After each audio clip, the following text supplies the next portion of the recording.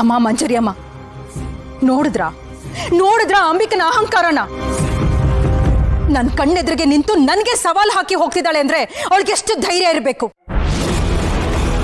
ಇಷ್ಟು ದಿನ ನಮ್ಮ ಕಣ್ಣು ಕಾಣಿಸದೆ ಆಟ ಆಡ್ತಾ ಇದ್ದವಳು ಇವತ್ತು ನೇರವಾಗಿ ನನ್ನ ಮುಂದೆ ಯುದ್ಧಕ್ಕೆ ಬಂದಿದ್ದಾಳೆ.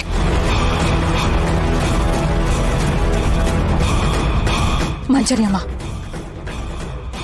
ಒಂದ್ ವೇಳೆ ಅಂಬಿಕಾ ಏನಾದ್ರೂ ದಾಕ್ಷಾಣಿನ ಬಂಧನದಿಂದ ಬಿಡಿಸ್ಬಿಟ್ರೆ, ಅವರಿಬ್ರು ಒಂದಾಗ್ಬಿಟ್ರೆ,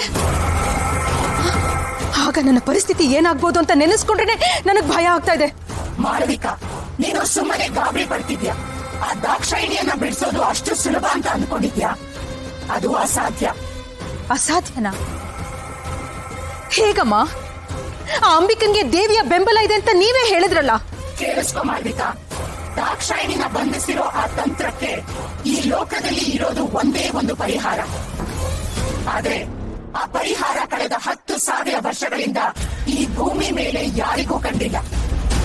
ಕೊನೆ ಬಾರಿಗೆ ದೇವ ಅಸುರ ಸಂಗ್ರಾಮ ನಡೆದಾಗ ಮಾತ್ರ ಆ ಶಕ್ತಿ ಪ್ರತ್ಯಕ್ಷವಾಗಿತ್ತು.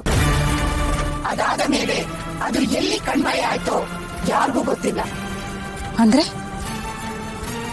ಅಂದ್ರೆ ಅದ್ರ ಬಗ್ಗೆ ಯಾರಿಗೂ ಸುಳಿವೇ ಇಲ್ವಮ್ಮ? ಇಲ್ಲ.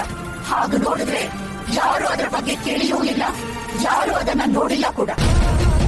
ಹಾಗೆ ನೋಡಿದ್ರೆ ಈ ಲೋಕದ ಯಾವ ಶಕ್ತಿಯೂ ಅದನ್ನ ಮುಟ್ಟಲು ಸಾಧ್ಯ ಇಲ್ಲ. ಅಂದಮೇಲೆ ಆ ಅಕ್ಕ ತಂಗಿಯರು ಅದನ್ನ ಹೇಗೆ ತಾನೇ ಹುಡುಕ್ತಾರೆ? ನೀನು ನಿರಾಳವಾಗಿರು ಮಾಳವಿಕಾ, ನಿರಾಳವಾಗಿ.